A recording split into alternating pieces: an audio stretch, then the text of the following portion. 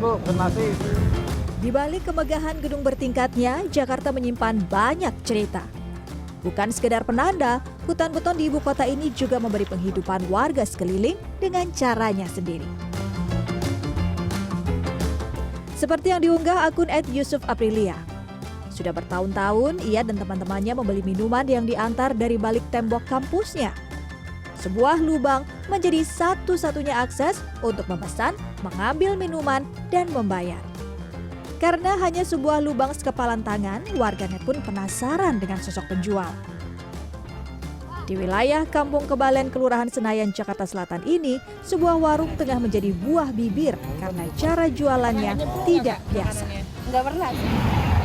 Nah, fenomena unik di tengah kota masih ada warung dengan sistem kerekan. Karena tidak ada akses langsung menuju permukiman, sehingga pihak warung masih ingin mendapatkan untung dari pembelian yang ada di seberang. Kemudian dibuatlah kerekan seperti ini, dan tidak hanya satu warung, ada beberapa warung di belakang sana dengan sistem yang sama.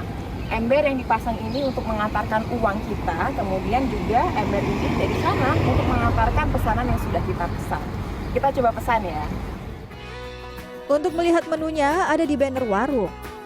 Beberapa warung lain meletakkannya di ember. Setelah sudah menentukan pilihan makanan, langsung pesan saja. Komunikasi dengan penjual hanya dengan melantangkan suara saja. Ibu, mau pesan makan? Mau ayam? Terlebih dahulu, letakkan uang di ember untuk membayar. Selanjutnya, penjual akan mengantarkan pesanan sekaligus kembaliannya. Pertama harganya murah, enak juga dan banyak sih itu. Karena apa ya, simple ya. Soalnya makan di tempat sini agak-agak susah. Maksudnya yang cepat aja, yang praktis aja.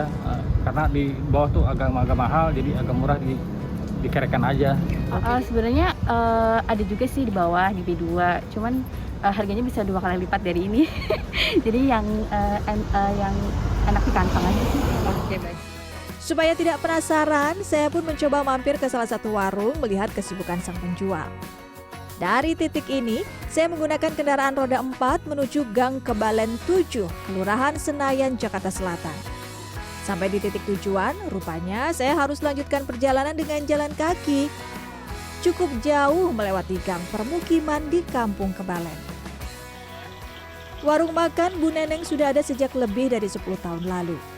Sebelumnya, para pelanggan yang merupakan karyawan perkantoran sekitar bisa makan langsung di warung sebab pada saat itu masih ada jembatan di sekitar area ini. 2014 Kak, awalnya tadinya kan ada jembatan tuh, terus diputus, akhirnya pakai ini alternatif tali. Langganan banyak yang bingung mau makan, terus kalau makan gimana dong Bu Neneng? Ya udah muter aja, muter pada kejauhan Kak, udah keburu lapar. Balik. Siapa sangka, cara tradisional ini justru mengundang para pembeli dari berbagai kota penyangga Jakarta. Sehingga dalam sehari, perolehan penjualan yang diterima pemilik warung mencapai 1 hingga 2 juta rupiah. Pertama bikinnya saya nggak kayak gini Kak, tarik ke atas. Narik kayak mau ngasih semen tuh, idenya dari situ. Lihat orang kalau mau narik semen kan buat ngecor begitu tadinya, tapi capek. Akhirnya ya udah begini, dirubah dari tiang ke tiang. Tapi Warung Pok Neneng ini sendiri buka dari pukul 8 pagi hingga malam hari. Dalam sehari, Pok Neneng bisa masak berkali-kali karena tingginya permintaan. Nah, kalau sistem kereknya ini sederhana aja. Kalau mau ngantar ke sana, tinggal kita tarik. Tapi kalau mau ngambil dari sana, tinggal kita mundurin begini. Tapi kita narik atau mundurnya juga harus hati-hati supaya isi makanan atau uang yang sudah ada di dalam ember tidak jatuh. Nah, sudah terjawab rasa penasaran akan kesibukan di dapur warung kerek. Saatnya saya mengembalikan tenaga mencicipi salah satu menu dari warung kerek yang dikatakan enak oleh para pelanggan. Satu porsi makanan saya ini hanya Rp15.000.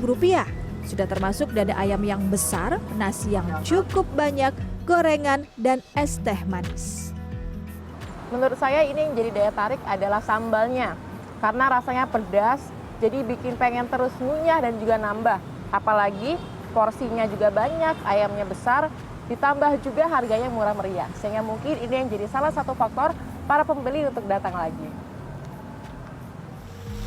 Di tengah kemudahan aplikasi pesan antar makanan, ternyata sejumlah pedagang makanan masih bertahan dengan cara tradisional.